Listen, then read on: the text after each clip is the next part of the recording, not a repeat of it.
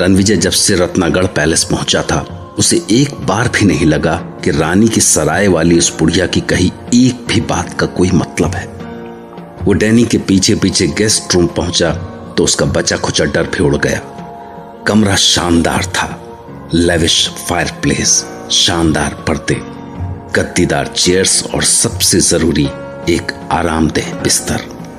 आप अच्छे से स्नान कर लीजिए और उसके बाद मैं इस दरवाजे के पार डाइनिंग हॉल में आपका इंतजार करता मिलूंगा।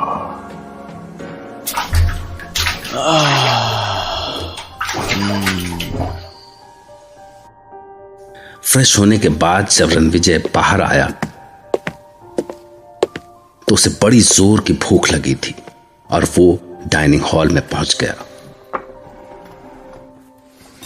शानदार, शानदार शब्द भी शायद कम था उस कमरे के बीचों बीच सजे एक्सोटिक वाइन्स और लेविश डिनर के लिए।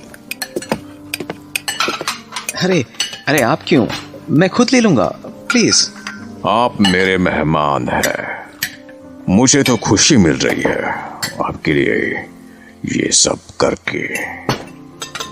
आखिर आपको काम तो मेरे ही आना है ना। जी? मेरा मतलब है आप यहां आए तो मेरे ही काम से है ना। जी हाँ, दैट्स ट्रू। Awesome food. आपका कुक कमाल का है। आपके चेहरे पर खुशी देखकर अच्छा लगा मुझे। इंसान को हर वक्त खुश रहने की कोशिश करनी चाहिए, क्योंकि क्या पता कब क्या हो जाए।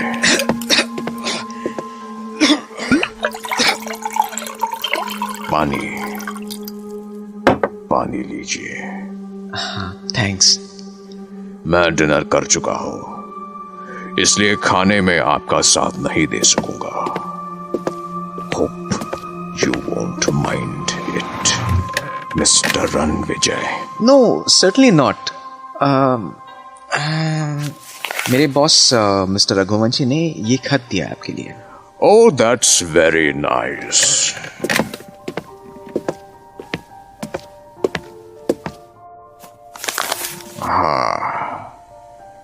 माफी चाहता हूं, हेल्थ इश्यूज के चलते नहीं आ सका, इसलिए मैंने आपके पास अपने खास साथी को भेजा है।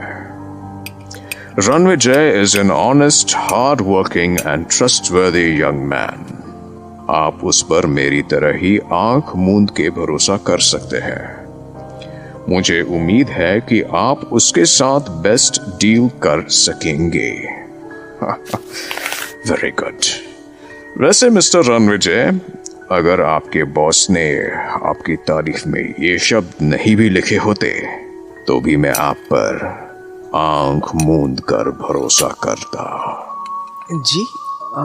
मैं समझा नहीं। पता नहीं आपसे किसी ने पहले ये कहा या नहीं, पर आपकी खूबियां आपके चेहरे पर दिखती है। Thank you, you are too kind.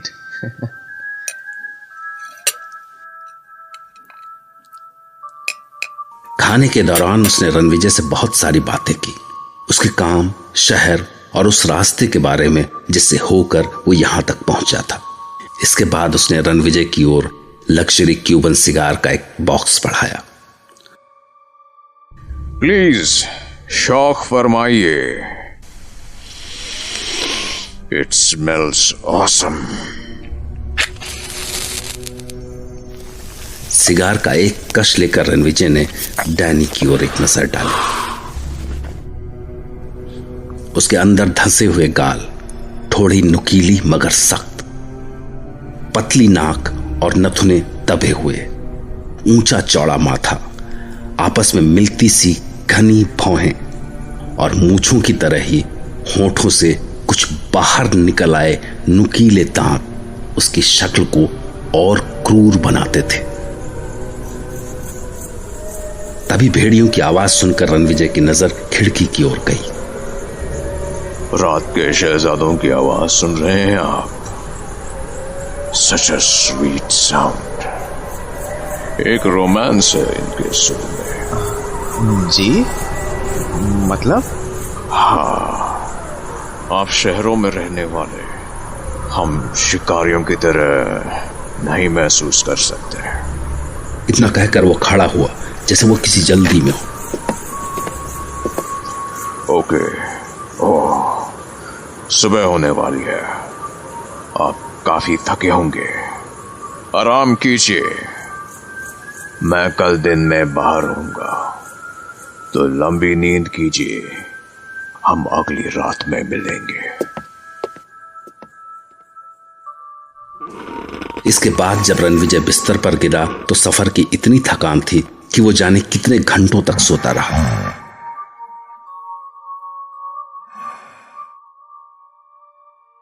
और जब वो जागा तो वो 7 तारीख की सुबह थी। फ्रेश होने के बाद वो डाइनिंग हॉल में पहुंचा। वहां फिर से शानदार ब्रेकफास्ट सजा था और साथ में टेबल पर एक नोट भी। मैसेज। आशा है अच्छी नींद आई होगी मेरे दोस्त। रास्ते की थकान के बाद लंबी नींद की जरूरत थी आपको। मैं आज बाहर ही रहूंगा, इसलिए मेरा इंतजार मत कीजिएगा। हाँ। रणविजय ने भेड़ियों की आवाजों के बीच ब्रेकफास्ट का मजा लिया, फिर अपनी जगह से खड़ा हुआ और इधर उधर नजर डाली।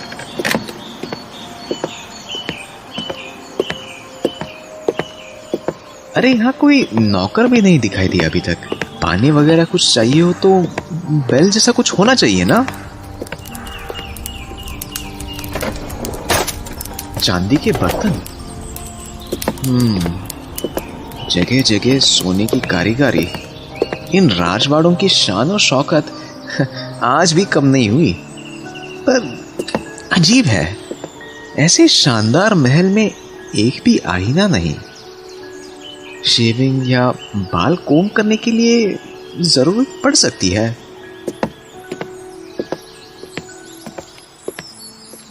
बुक नहीं दिख रहा कोई। हाँ,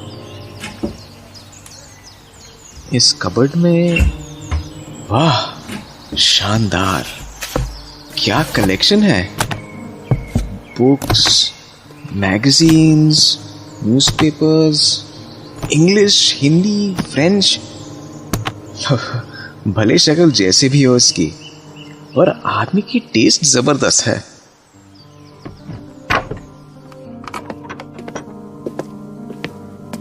हेलो। आपको इन बुक्स के बीच में देखकर खुशी हुई। ये बुक्स ही मेरी दुनिया हुआ करती थी कभी। कुछ साल पहले बाहर जाने का मन बनाया तो इन बुक्स से काफी कुछ सीखने को मिला।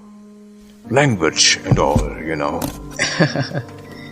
इंग्लिश बहुत अच्छी है आपकी। यहाँ का कोई शख्स मेरी तारीफ करे तो मैं नहीं मानूंगा, पर तारीफ आपने की है तो it really matters a lot to me, क्योंकि यहाँ के लोग तो प्रजा ही है मेरी। इन अ वे। प्रजा?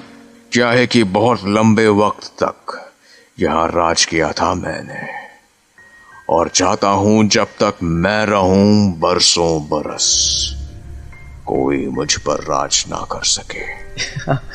हाँ हाँ, कौन राज कर सकता है आप पर?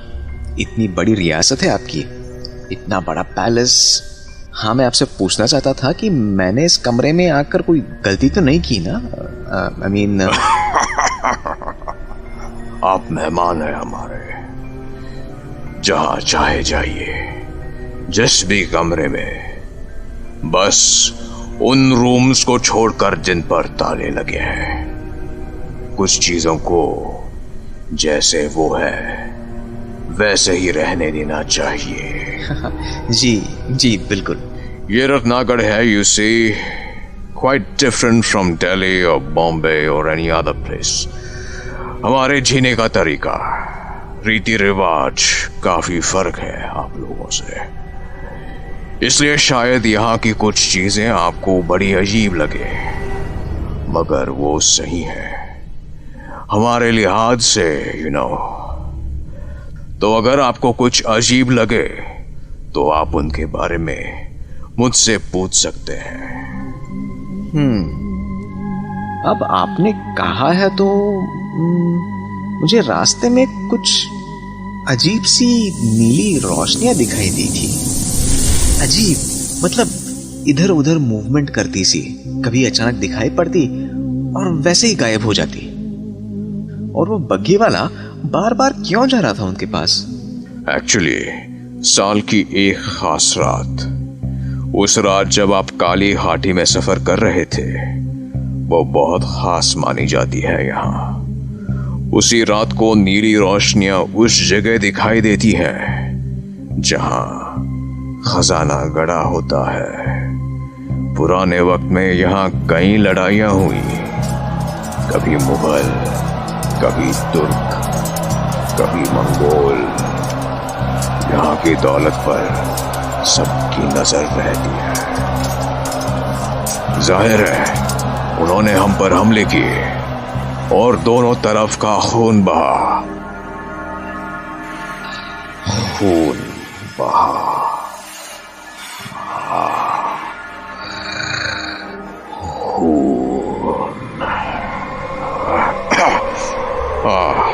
मैं कह रहा था कि एक बार ऐसा भी हुआ कि हमलावर सेना लूट के बाद सारा खजाना यहीं दबाकर भाग गई, क्योंकि अगर शाही सेना उनसे मुकाबले के लिए आती तो वो इतने भारी भरकम खजाने को अपने साथ नहीं ले जा सकते थे। तो इतने सालों में किसी को मिलना चाहिए था खजाना। हाँ, मिल भी सकता था, पर कौन खोजता उसको? कलेजा होना उसके लिए, क्योंकि यहाँ के प्रेत उस खजाने की रक्षा करते हैं। प्रेत? पर चलिए अब काम की बात पर आते हैं। आप उस प्रॉपर्टी का नक्शा तो लाए होंगे। ओह सॉरी, मैं उसे अंदर अपने रूम में ही रखाया। Give me a minute, I will be right back. मगर जब वो अंदर जाके पेपर्स निकाल रहा था तो उसे चांदी के बर्तनों की खनक सी सुनाई दी, और फिर जब वो पेपर्स के साथ वापस लौटा तो जी ये रहा नक्शा और पेपर्स। अरे चक्कर क्या है ये? पल भर में खाने के बर्तन गायब, टेबल बिल्कुल क्लीन। अगर मुझे अभी तक यहां एक भी नौकर नजर नहीं आया तो ये सारा काम हो कैसे रहा है? पलक झपकते ही कौन कर डालता है ये सब?